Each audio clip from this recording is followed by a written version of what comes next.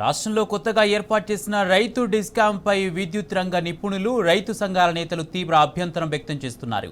ఈ క్రమంలో కొత్త డిస్కాంకు విద్యుత్ నియంత్రణ మండలి అనుమతిస్తుందా, కొత్త డిస్కాంకు లైసెన్స్ దక్కుతుందా అన్న అనుమానాలు వ్యక్తమవుతున్నాయి. ఈ డిస్కాం ఏర్పాటుపై ఇప్పటికే రైతు సంఘాల నేతలు ఈఆర్సీకి లిఖితపూర్వక అభ్యంతరాలను సమర్పించారు. రైతు డిస్కాం దాఖలు చేసిన లైసెన్స్ పిటిషన్పై ఈఆర్సీ ఇవాళ బహిరంగ విచారణ జరపనున్నది. కొత్త డిస్కాం ఏర్పాటు కన్నా ఇప్పుడున్న డిస్కాంలను సంస్కరించాలని విద్యుత్ రంగ నిపుణులు సూచిస్తున్నారు.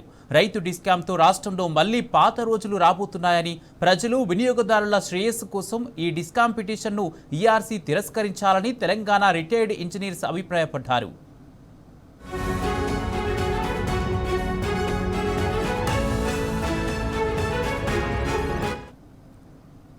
కాంగ్రెస్ సర్కారు ఏర్పాటు చేయనున్న రైతు డిస్కాంకు వ్యతిరేకంగా బీఆర్ఎస్ పార్టీ ప్రజల తరపున గలమెత్తనున్నది.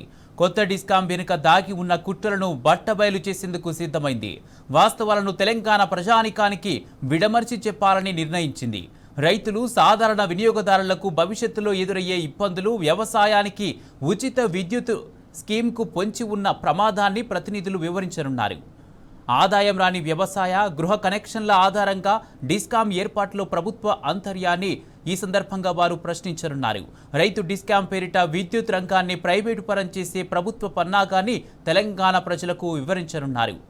ఉద్యోగుల కేటాయింపుల్లో ఎదురయ్యే సమస్యలు, ఆర్థికంగా తలెత్తే ఇక్కట్లను ప్రస్తావించనున్నారు.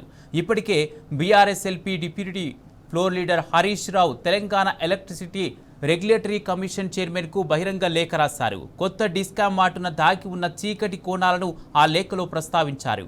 రైతు డిస్కాం దరఖాస్తును తిరస్కరించాలని ఆయన విజ్ఞప్తి చేశారు.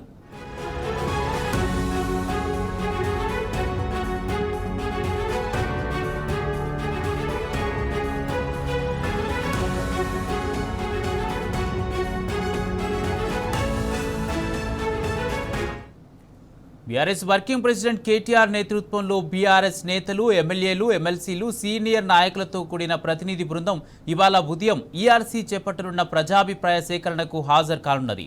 రైతు డిస్కాం ఏర్పాటుతో రాష్ట్ర రైతాంగానికి, విద్యుత్ రంగానికి వాటిల్లే నష్టాలను, ప్రభుత్వ వైఖరిని కమిషన్ దృష్టికి తీసుకెళ్లనున్నది.